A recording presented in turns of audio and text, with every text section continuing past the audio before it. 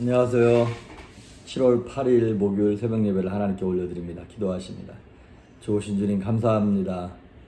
하늘을 두루마리 담고 바다를 먹물 삼아도 다 기록할 수 없는 하나님의 은혜를 놓치지 아니하고 잊지 아니하며 망각하지 아니하고 오늘도 다시 한번 되새기며 겸손한 모습 가난한 마음으로 담대하게 평안하게 살아갈 수 있도록 말씀으로 생각나게 하시며 성령으로 감동하여 주시옵소서. 연약한 육체와 두려운 마음, 무너진 삶을 다시 이렇게 세우시며 살리셔서 주님과 함께 동행하는 형통한 하루가 되게 하여 주옵소서. 감사하고 예수님의 이름으로 기도했습니다. 아멘. 우리 예찬송가 214장, 새찬송가 270장 변찮는 주님의 사랑과 찬양하십니다. 변찮는 주님의 사랑과 거룩한 보혈의 공로를 우리 다 찬양을 합시다. 주님을 만나볼 때까지 예수는 우리를 깨끗게 하시는 그의 피 우리를 눈보다 더 이게 하셨네. 우리를 깨끗게 한 피는 무궁한 생명의 물일세. 생명의 구원을 받은 자 하나님 찬양을 합시다. 예수는 우리를 깨끗게 하시는 주시니 그의 피 우리를 눈보다 더 이게 하셨네. 주님의 거룩한 날마다 입으로 간증해 담대히 싸우며 나가세. 천국에 들어갈 때까지 예수는 우리를 깨끗게 하시는 주시니 그의 피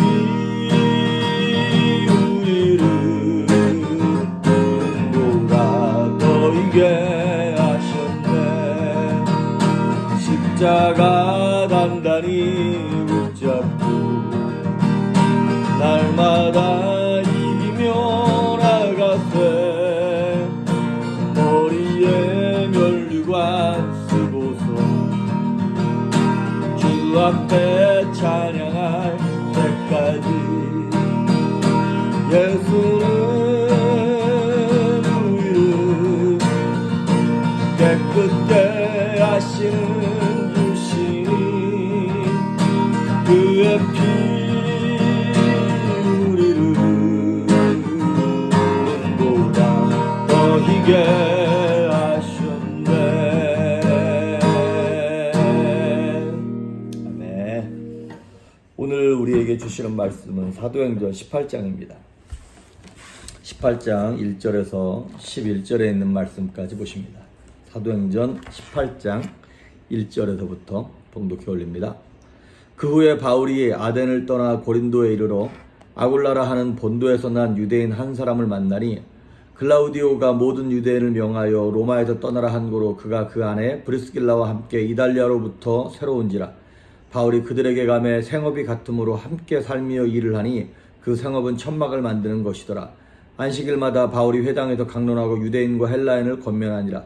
실라와 디모데가 마게도냐로부터 내려오매 바울이 하나님의 말씀에 붙잡혀 유대인들에게 예수는 그리스도라 밝히 증언하니 그들이 대적하여 비방하거늘 바울이 옷을 털면서 이르되 너희 피가 너희 머리로 돌아갈 것이요 나는 깨끗하니라. 이후에는 이방인에게로 가리라 하고 거기서 옮겨 하나님을 경유하는 디도 유스도라 하는 사람의 집에 들어가니 그 집은 회당 옆이라. 또 또 회당장 그리스보가 온 지방과 더불어 주를 믿으며 수많은 고린도 사람도 듣고 믿어 침례를 받더라. 밤에 주께서 환상 가운데 바울에게 말씀하시되 두려워하지 말며 침묵하지 말고 말하라. 내가 너와 함께 있음에 어떤 사람도 너를 대적하여 해롭게 할 자가 없을 것이니 이는 이 성중에 내 백성이 많음이라 하시더라. 1년 6개월을 머물며 그들 가운데서 하나님의 말씀을 가르치니라. 아멘. 어제 바울이 아테네에서 말씀을 전하다가 너무 거기가 힘든 거예요. 열매도 없고 사람들이 뭐 공부 좀 했다고 잘난 척하고 이 복음을 받아들이질 않는 것이죠. 그리고 바울도 한 가지 실수했던 것이 하나님의 말씀을 그냥 믿음으로 선포해야 되는데 똑똑한 사람들에게는 또 다르게 다가서겠다고 같이 똑똑하고 말로 하고 학문으로 다가서다가 사실 아테네에서 그 큰 도시에서 교회를 개척하지 못하고 쫓겨나다시피 그냥 도망온 거나 마찬가지였습니다. 그래서 어디에 왔냐면 고린도라고 하는 지역에 온 거예요. 그러면 그렇게 힘들게 왔으면 이 고린도에서도 좀 이렇게 뭐가 확 풀려야 되는데 사실 고린도에 도착해서도 바울에게 6절에 보면 그들이 대적하여 비방함으로 바울이 아주 정내미가 뚝 떨어진 거예요. 그래서 뭐라고 얘기하냐면 바울이 옷을 털면서 이르되 너희 피가 너희 머리로 돌아갈 것이요 나는 깨끗하니라. 이후에는 이방인에게로 가리라. 그러면서 이제 뭐 아테네고 고린도고 이제 나는 그냥 다른 이방인에게 갈 거야. 근데 너희들 필요 없어. 나는 할 만큼 했어. 그리고 이제 그냥 바울이 뭐라 할까요? 지치고 두렵고 겁이 나는 거예요. 그렇잖아요. 내가 할 만큼 했는데 이게 안 변하면요. 난 최선을 다했는데 이거 될 거라고 생각했는데 안 되면 두렵습니다. 그런데 여러분, 우리 성도님들이 항상 기독교 성구 베스트 10 이런 거 있잖아요. 성도들이 가장 좋아하는 말씀 이런 거 꼭 1등 2등 보면 이런 거예요. 주로 이사야서 41장 10절에 나오는 너는 두려워 말라 놀라지 말라 내가 너와 함께함이라 내가 너를 굳세게 하리라 이런 말씀들. 아니면 요한복음 14장에 나오는 말씀처럼 내가 평안을 너희에게 준다. 너희는 마음에 근심하지 말라. 하나님을 믿으니 또 나를 믿어라. 이런 말씀들. 두려워 말라라고 하는 이런 말씀들이 성도들이 가장 좋아하는 말씀이에요. 왜 그런가요? 우리의 인생이 두려우니까. 오죽하면 한때 멘붕이란 단어가 유행했지 않습니까? 멘탈이 그냥 무너지고 붕괴해버린다는 거예요. 두려워서 겁이 나는 거예요. 사실 바울의 상태가 멘붕 상태였습니다. 아시다시피 바울은 소아시아 지역, 터키 지역에서 머물러서 복음을 전하기를 원했고 거기가 열매가 좋았어요. 그런데 성령의 인도하심으로 마게도냐로 건너왔고 유럽에서 복음을 전하기 시작했거든요. 그러면 잘 열려야 되는데 빌립보에서 교회가 생기긴 생겼지만 가자마자 그 감옥에 들어갔습니다. 왼통 두들겨 맞고 감옥에 들어갔어요. 그리고 사도행전 17장에 보면 거기서 복음을 전하다가 이제 또 유대인들이 난리쳐가지고 도망갔어요. 어디로? 데살로니가로. 거기서도 복음을 전하였는데 또 유대인들이 폭동을 일으켜가지고 베레아로 도망갔어요. 그랬더니 데살로니가에 있던 유대인들이 또 베레아까지 쫓아와가지고 막 소동을 일으키고 핍박을 하는 거예요.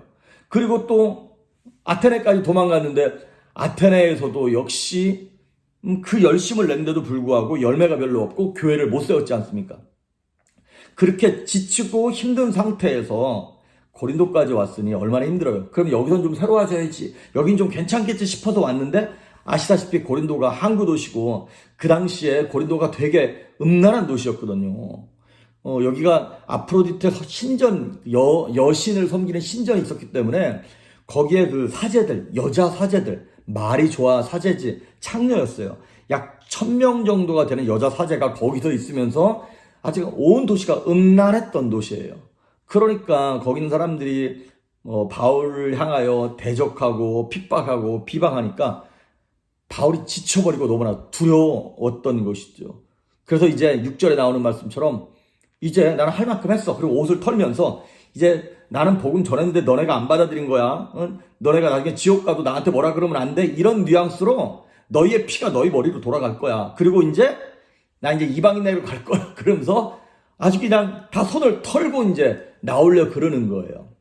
그럴 때에 하나님이 바울을 부르세요. 10절에 보시면 9절부터 볼까요? 밤에 주께서 환상 가운데 바울에게 말씀하시되 두려워하지 말며 침묵하지 말고 말라.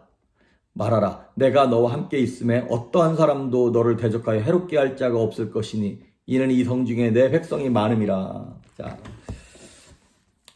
사람의 위로.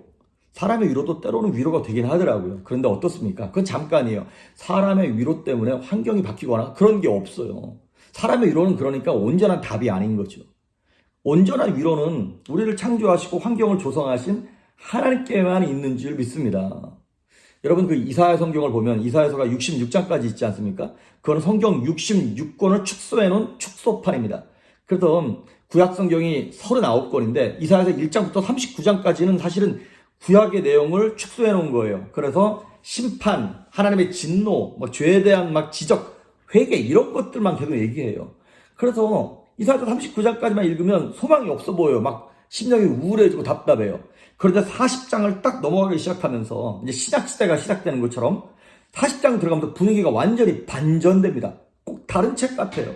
그럼 뭐라고 나오냐면 이렇게 나와요. 너희는 위로하라. 내 백성을 위로하라. 뭘로 어떻게 위로하는데요? 그러니까 죄와 심판으로 얼룩졌던 그들의 인생, 절망 가운데 있는 그 두려움 가운데 있는 인생들이 무엇으로 위로받냐면 이거예요. 메시아가 올 거라는 거예요.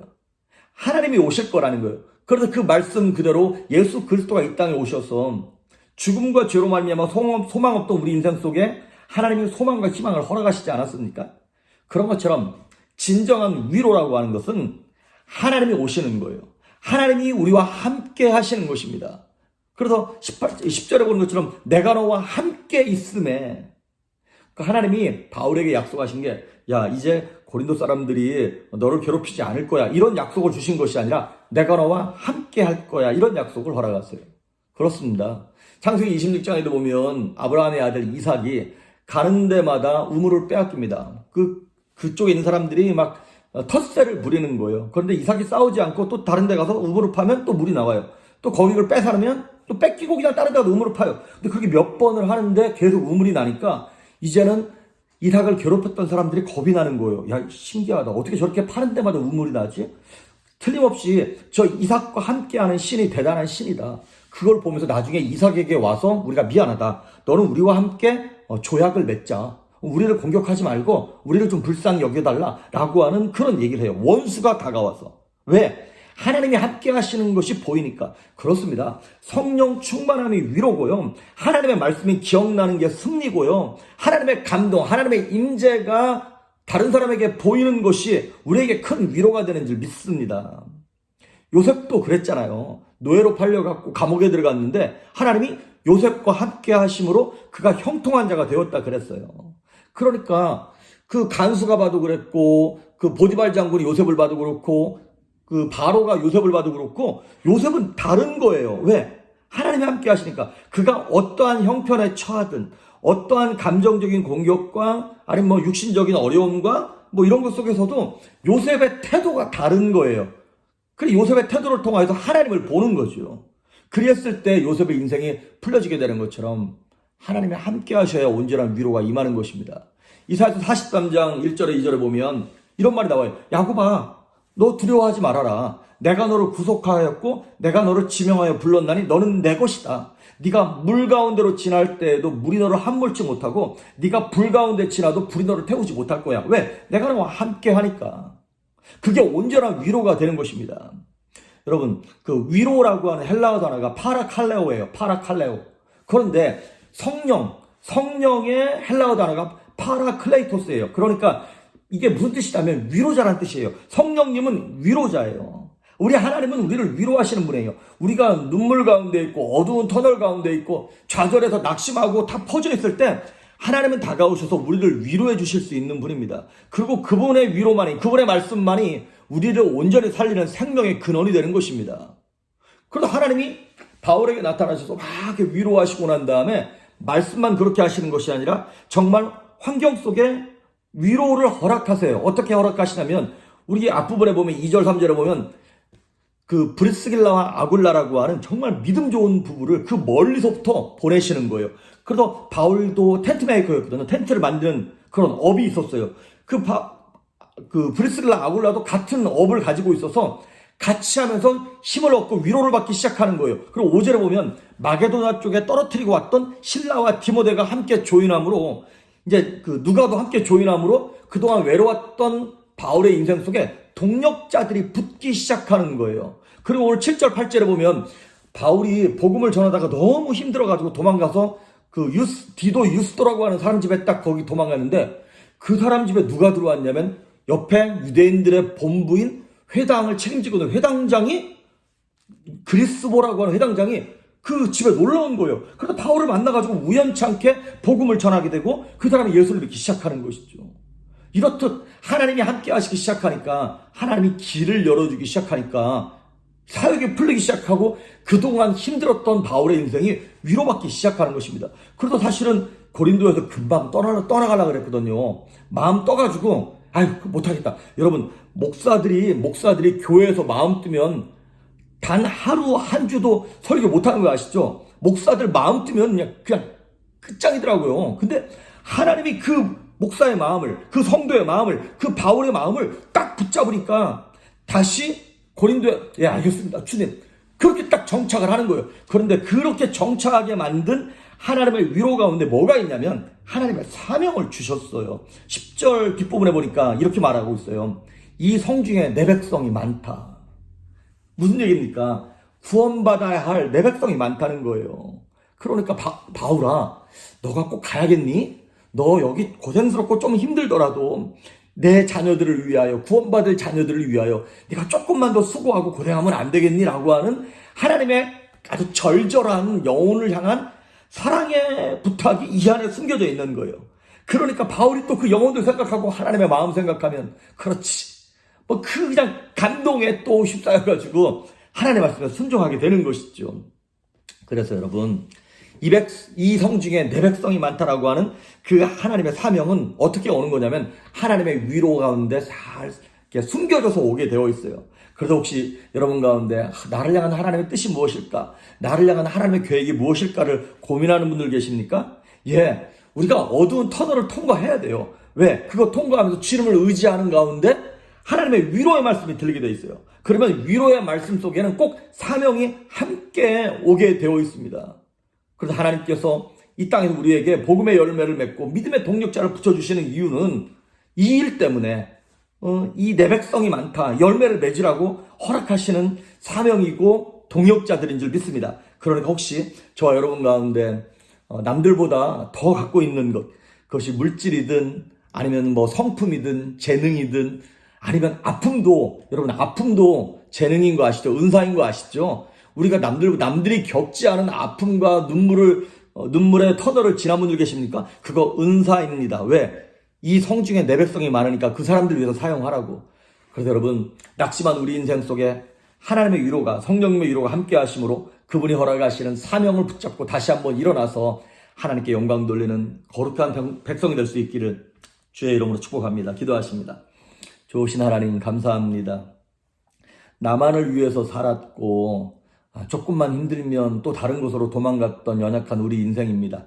하지만 바울에게 다가오셔서 위로하시고 환경을 열어주시며 사명을 허락하시고 부탁하시는 주님의 마음을 우리도 깨닫게 하시고 하나님의 위로 성령의 위로로 날마다 동행하여 새 힘을 얻을 수 있도록 우리 사랑하는 성도님들과 함께하여 주시옵소서.